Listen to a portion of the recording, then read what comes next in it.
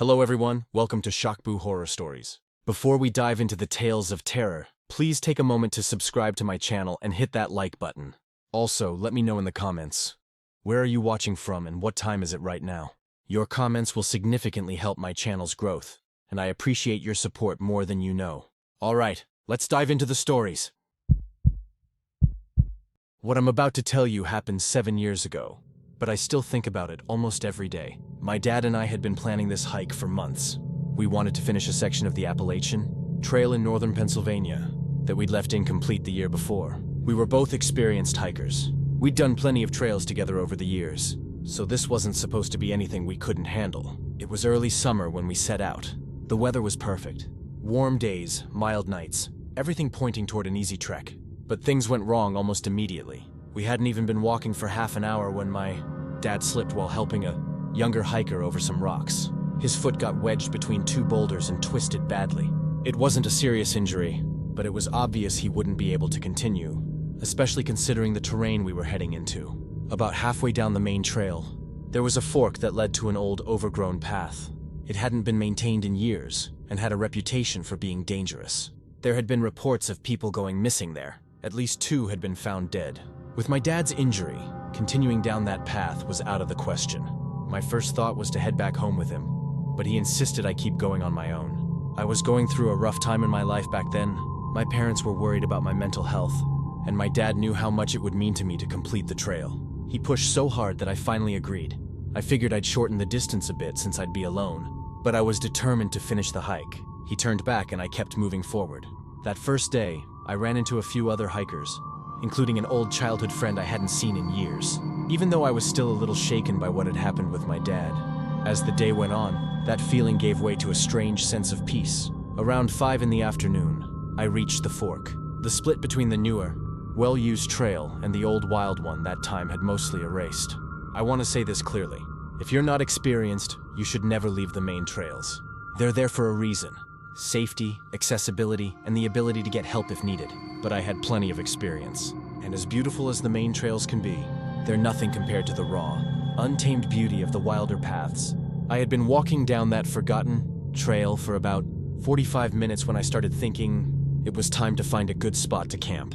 The area I was in was still too sloped, so I kept going until I found flatter ground. Eventually, I came across what seemed like the perfect spot to set up. For the next 2 days and nights, everything was absolutely ideal. Breathtaking views, birds singing, the sound of wind through the trees, nature at its purest. It was only when I started descending the other side of the mountain, heading back toward the main trail, that things began to go wrong. Even though I was on my way down, I knew I still had about 2 days of hiking left before I'd reach the safety of the main path. Halfway through the descent, I came across something that sent a chill through me. A shredded t-shirt stained with what looked like blood. It was hanging from some branches, almost like it had been placed there intentionally to be noticed. It was strange and deeply unsettling. The truth is, if you spend time in the wilderness, you'll eventually cross paths with some weird people. 3 years earlier, I'd been robbed by a man, right in the middle of the Pacific Crest Trail. The only reason I felt even somewhat safe was because I was armed. No one would mess with me easily. Just a year before this incident, a clearly strung-out man had tried to break into my tent. So at this point in my life, I didn't scare easily. I kept walking, and after a little while, I found a new place to set up camp. It was more overgrown than I would have liked, but it had good shade, was flat, and seemed protected. I set up the tent, got myself organized, and before I started cooking, I decided to explore the area a bit. That's when I found something that really made me uneasy. Stretched low between 2 trees, there was a tripwire. It was hard to see, set just at ankle height, but high enough for someone to definitely trip on. I only noticed it because one of the trees had some strange markings on it. When I bent down to look, the sun hit the wire and it shimmered. I cut it right away to avoid any accidents, whether mine or someone else's, and went back to camp. That was without a doubt a trap set on purpose, and right then, something shifted inside me. I didn't just feel uneasy anymore. I was genuinely concerned. That kind of fear almost never hits me out there on the trails. I hadn't strayed far from my camp, so when I came back and saw my tent open, I immediately knew something was wrong. I was absolutely sure I'd closed it. And worse, my phone was gone. Someone had definitely been there. I grabbed my gun and scanned the area. The question that hit me was how. How did I not hear anything? No footsteps, no sound of the zipper. I'd only been a few steps away. I wasn't about to wait around for whoever that was to come back. I tore everything down quickly and kept moving, completely on high alert. Now the tripwire and the missing phone were not coincidences. I hated the idea of walking through the forest at night, especially off-trail. But the thought of staying still terrified me more. I kept going until around midnight when I finally stopped to eat something and listen. To the woods. I was trying to hear any signs. Footsteps, movement, anything. After about 15 minutes of silence, I convinced myself I'd gotten far enough away. Whoever it was must have lost me. I set the tent back up and tried to rest. Not sleep, just take the weight off. But I must have dozed off because the next thing I knew, it was morning. I got up and stepped out. That's when I saw the second truly terrifying thing. Right in front of my tent, stretched between two trees, was another wire. I was getting breakfast ready when I bent down to check the water and saw it glint in the sunlight again. My stomach dropped. I had pissed in that exact area during the night. I clearly remembered a mossy tree. That meant the wire hadn't been there before. It had been placed while I was sleeping. I followed it with my eyes and saw it was connected to a makeshift pulley tied to a branch leading up to a 5-liter metal container suspended by thin steel cables. The container was full of a strong-smelling chemical liquid. I stayed back, and out of the corner of my eye, I caught movement. Someone was watching me from the trees. I ran for the tent and saw a figure bolting in the opposite direction. I grabbed my gun and fired. At that point, I didn't care about consequences. Whoever it was clearly meant to harm me. I kept hearing him crash through the branches as he ran off. I quickly packed up whatever I could carry and started making my way down the trail toward the main path, fueled by pure adrenaline. The only thing that gave me some comfort was knowing that whoever it was, they were a coward. They wanted to hurt me, but they didn't want to fight. They were looking to catch me off guard, to strike when I was vulnerable. Still, every survival instinct I had was firing as I made my way down. Every step was cautious, my eyes scanning constantly.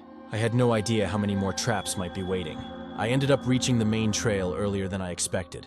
Soon after, I ran into a family who kindly let me use their phone to call for help. Needless to say, once I told my story, that trail was combed over by authorities. They didn't find any more traps, but they did find my abandoned tent and the metal container, which turned out to be filled with battery acid. It was suspended right over the trail, aimed directly downward.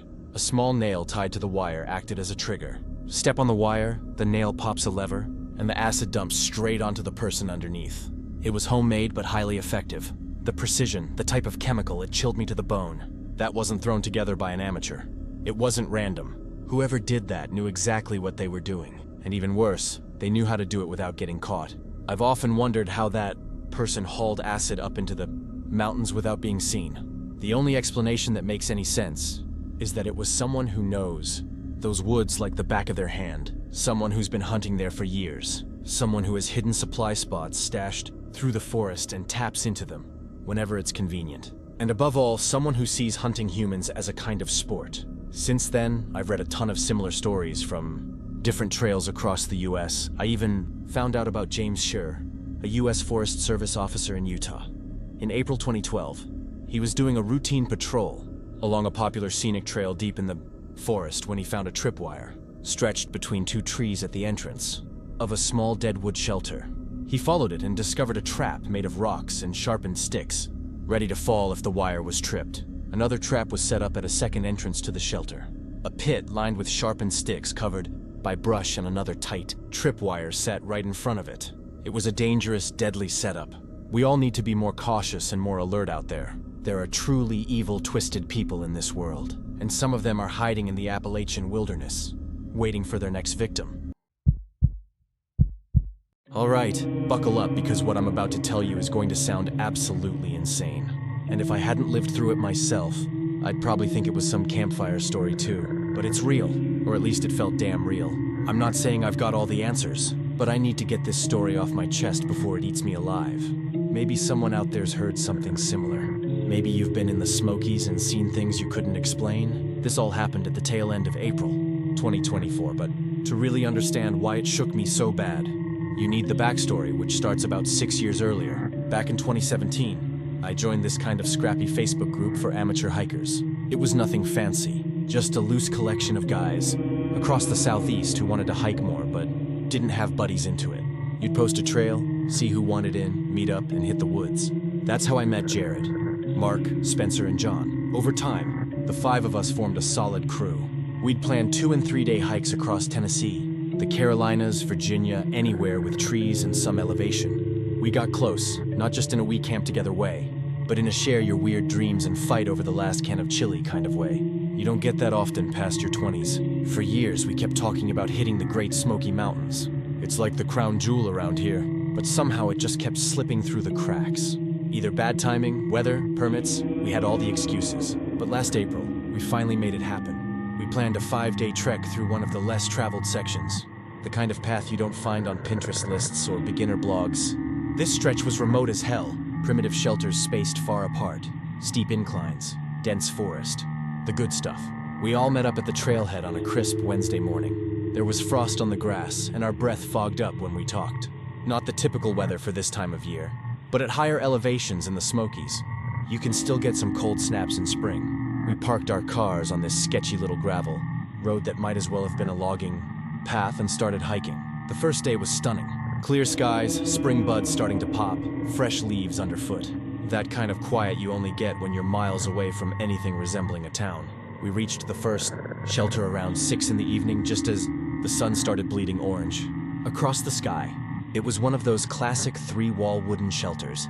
A little rickety, but it held up. When we rolled in, there was already someone there, which was unexpected but not totally unusual. He looked maybe mid-40s, rough around the edges type with this weather-beaten tan coat, a bushy gray beard, and a backpack that had clearly seen better decades. He said his name was Ray, claimed he was a hunter. When we asked what he was hunting, he kind of smiled, but it didn't reach his eyes and said, "Not sure you'd believe me." We laughed it off. Figured he was just one of those guys who liked the sound of his own mystery. None of the 5 of us really cared about hunting or hearing hunting stories, so we didn't ask. If he wanted to play mysterious, we let him. We cooked our dried dinners, told some old stories, and turned in as the rain started tapping on the roof. Nothing too serious, just a light drizzle, pretty common in that area, and something we were already expecting. I remember that morning clearly, mostly because I'd slept unusually well, all things considered. I wasn't in a bed. I was zipped inside a sleeping bag, half exposed to the woods, sharing a shelter with 5 other guys. Still, I felt rested. That was my first thought when I opened my eyes. But almost immediately I realized someone was already up. Jared wasn't in his bag. I sat up and spotted him outside the shelter, standing completely still, staring at the ground like he was trying to figure something out. He must have felt me watching because he glanced over his shoulder and gave me a subtle wave, like "come look at this." Something in his face told me it wasn't nothing. When I stepped outside and reached the edge of the shelter, I saw it. The ground was a mess of footprints, dozens of them, all barefoot. They were small, maybe a woman's size or a teenager's, but something wasn't right. The shape was strange. The toes were too long, almost like fingers. There was no sign of a struggle, no skid marks or drag lines. Just those weird clean prints stamped deep into the wet earth circling our shelter. We ended up waking the others, hoping maybe one of them had sleepwalked or something. As unlikely as it was, part of me still wanted it to be one of us. Anything to make sense of those prints. But no, everyone still had their socks on, clean and dry. Their boots were soaked, still caked with mud from the day before. Except for Ray's. His boots were bone dry. That alone would have been strange enough. But the way he acted made it worse. While the rest of us stood there trying to process what we were seeing, Ray barely reacted. It was like he'd expected it. He looked down at the prints for a moment, then calmly started packing his gear. He told us he'd be continuing the trail on his own. We asked if he knew what had made those tracks, and by the way he answered, it was obvious he did. He said that was the reason he'd come out there in the first place. Someone asked if it was some kind of animal, and he just shrugged it off. Then he mentioned something about those mountains being older than we realized. Then he slung his pack over his shoulder and walked off in the direction of the prints. The rest of us just stood there staring at each other, trying to make sense of what the hell had just happened. We figured it was best to keep moving too, but in the opposite direction of the footprints and of Ray. No one said it out loud, but we all felt the same. We spent most of the day tossing around theories, trying to make sense of it. Maybe it was some weird locals messing around. And yeah, we even brought up the old legends, stories we'd heard growing up about strange things living out in these mountains. By the time the sun started going down, we were exhausted mentally and physically. We just wanted to forget the whole thing. We told ourselves we were far enough away now, that whatever it was, it wouldn't happen again. And even though some of us talked about heading back early, we convinced ourselves it was probably a prank and decided to stick to the plan, at least for one more night. But obviously we were wrong, and the story didn't end there. New shelter, same freaking thing. It had rained lightly, and in the morning, There they were. More of those bizarre barefoot prints. This time there were more. A lot more. We counted nearly 11 distinct prints, maybe more. Like whoever or whatever was out there had been pacing around us all night long. That was the moment it really sank in for all of us. Something wasn't right out there. And whatever it was, it had been close. Too close. I've always been a heavy sleeper. The kind of guy who could sleep through a storm. But Mark wakes up if a branch shifts in the wind. He kept going on about how there was no way something or someone could have been circling us without making a sound. Not a single snap, not a crunch. Even on soft ground, you'd expect a noise, but it was like they floated. 5 grown men dead, asleep while those prints were being laid down just feet from where we slept. It didn't add up. None of it did. By the 4th night, nerves were frayed. We were physically exhausted, emotionally wrecked, and the weather turned nasty. Cold, relentless rain hammered the forest. The final shelter was more run down than the rest, like no one had used it in years. We huddled inside, barely talking. Something had changed. The woods felt aware. That's the only word I've got for it. That night, the weather had taken a turn for the worse. So even though we were sleeping in a shelter, we rigged up a tarp over the entrance to block the wind and rain. We also agreed not to all sleep at once, just in case. We took shifts. I was on watch around 4:30 in the morning, sitting there in the dark, gun in hand, mostly just listening to the storm batter the trees. And then I saw movement. I was looking through a small gap we'd left near the tarp, barely wide enough to notice unless you knew it was there. And through that sliver, I saw them. They stepped out from the tree line like a hallucination. 7 figures. Human-like, but wrong. Too small. Not like little people, but like adults who never fully developed. Every part of them seemed off. Frail, undergrown, almost fragile. They were completely naked and somehow unfazed by the cold. Just walking slowly, silently, circling the shelter like they were studying it. I was frozen, gun in hand, but completely locked up. I couldn't move, couldn't speak. I was clearly terrified, but weirdly fascinated too. What the hell was I looking at? I reached over and tapped Mark's leg. He woke up like he'd been trained for it. I motioned for silence and shifted so he could take my spot and see for himself. But as he moved, the plastic on his sleeping bag made the tiniest noise. And that was enough. The figures bolted, darted back into the forest like animals. By the time he got a clear look, all he caught was their backs disappearing into the dark. They moved impossibly fast and quiet, like the forest swallowed them whole. We sat there in silence, the kind that feels thick and full of questions. I could feel his body tense next to mine, like the fear had seeped into his muscles. When he finally whispered, he just asked what the hell that was. I didn't have an answer. I was just relieved he saw them too, because if he hadn't, I would have spent the rest of my life trying to convince myself I'd imagined it. They were moving in these smooth, floating circles, not like they were sneaking, but like they had all the time in the world. Their limbs were too long, knees bending a little wrong, and they made no sound. The ground was soggy mud and they were barefoot, but not a single squish or squelch. It was like they were weightless. Eventually we woke the others to tell them what had just happened. Honestly, both of us felt ridiculous saying it out loud, but no one questioned it. No one laughed or pushed back. I think deep down they all already knew something was out there, and now 2 of us had seen it with our own eyes. At least now we could put a shape to those footprints. I don't know if that made it better or worse. Even though they didn't seem dangerous and hadn't done anything to us. In fact, they'd run the moment they heard a noise. We still decided it was time to get out of those mountains. We couldn't make sense of what we'd seen. Truth is, none of us had ever heard stories about feral people in the Smokies. Sure, we'd heard rumors from other parts of the Appalachian Trail, but never in this area. In fact, we didn't even know if they were people. Yeah, they looked more like people than any other animal, but at the same time, their bodies were just bizarre. We filed a report with the rangers when we got back, told them everything. One of them took notes, nodded slowly, and when we pushed him for answers, he just smiled and said, "Lot of stories up in those woods. Most of them don't lead anywhere." But it wasn't the kind of smile that says he doesn't believe you. It was the kind that says he's heard this before, maybe too many times. And now I can't stop wondering about Ray. That dude knew. I'm convinced of it. He came out there to hunt, but didn't say what. I don't think he was out there for deer or bear. I think he was after those things. And the truth is that thought really saddens me. Despite everything, those things weren't dangerous. They didn't try to interact with us. They didn't try to hurt us. What scares me is how people can't seem to handle the unknown without feeling the need to destroy it. The Appalachian Mountains are full of mysteries, and maybe some of them are better left alone. I need to get this off my chest because it's been eating at me for 2 weeks now. Even though I've been through plenty of bad things in my life, I never imagined this experience would turn out to be one of the scariest and most haunting moments I've ever lived through. I didn't have a happy childhood. There was never really room for any real sense of happiness. I grew up in a house where violence was a daily thing, with a father who was brutal, unpredictable, and consumed by a kind of rage that seemed endless. My mother, even though her heart was in the right place and she did everything she could, was never really able to stand up to his outbursts.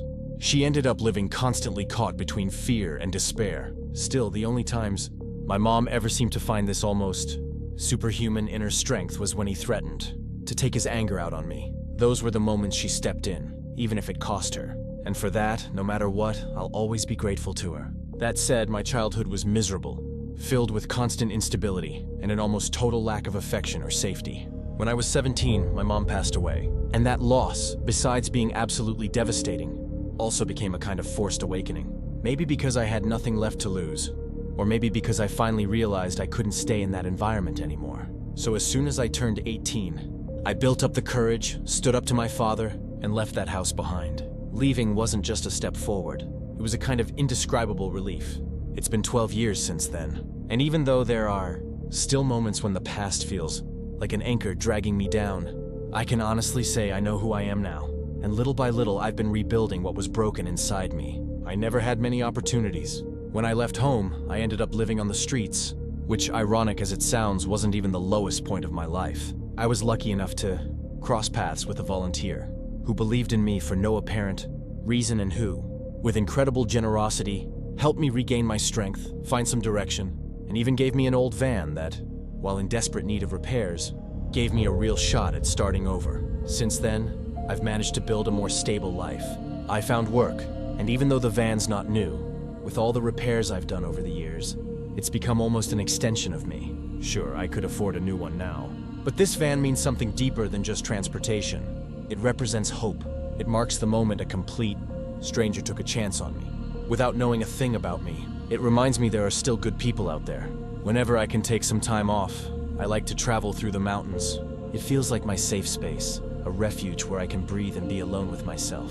So 2 weeks ago, when I managed to get 14 days off, I decided it was finally time to explore a part of the Appalachian Mountains.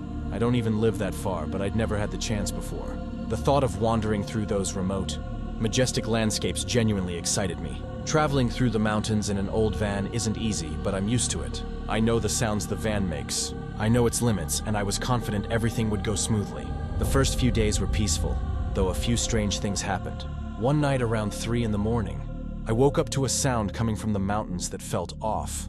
I can't even describe it properly. It was somewhere between a distant wail and a muffled metallic noise. I ended up brushing it off and going back to sleep, convincing myself it was just an animal. But everything changed on the third night. I was in West Virginia, one of the spots I'd most wanted to visit. When I found a good place to park the van, a dirt back road near a small creek, I didn't hesitate. The plan was to stay 2 or 3 nights and maybe do a few short hikes. But things started going wrong that very first night. I had just finished dinner and was already lying inside the van, everything cleaned up, watching YouTube videos on my phone when I heard a car pass by. It caught my attention because along with the sound of the engine, there was this strange constant whistling noise, like a mechanical issue. Maybe the exhaust or the brakes. What really got to me, though, was how slowly the car was moving. That's unusual in an area like that, where the few people who drive around usually just speed through, since there's no traffic or people, just the occasional animal crossing the road. I ignored the sound and went back to my video. But less than 2 minutes later, I heard the same car again. This time, clearly turning onto the dirt road where I was parked. That's when I started to feel a bit uneasy. In urban areas, it's normal to share space with other vans or cars. But out in the woods, where there are so many other places to stop, it's more than a little suspicious for someone to choose the exact same spot.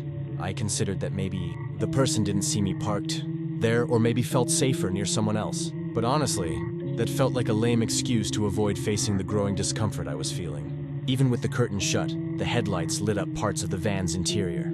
I waited for them to turn off the engine and lights, but nothing happened. I stayed completely still and quiet as the minutes dragged on. Finally, the headlights went out. I heard one door open and close, then footsteps, then another door, and more footsteps. That's when I realized there was more than one person, and they were getting closer to the van. Panic started to creep in. I've had people mess with the van or try the doors before, but always in the city, never somewhere this isolated. One of them turned on a flashlight and tried to look inside. In that moment, I thought about yelling, about threatening that I had a weapon, but the truth is I had nothing. And I'd heard too many stories from other people who live in vans, saying the best move is to pretend nobody's inside. Then I heard something that froze my blood and made me feel vulnerable in a way I hadn't felt in years. A sharp pop, a bang, and I realized they were slashing the van's tires. Whatever chance I had of escaping was gone in that instant. And if I still had any doubts about their intentions, those doubts vanished.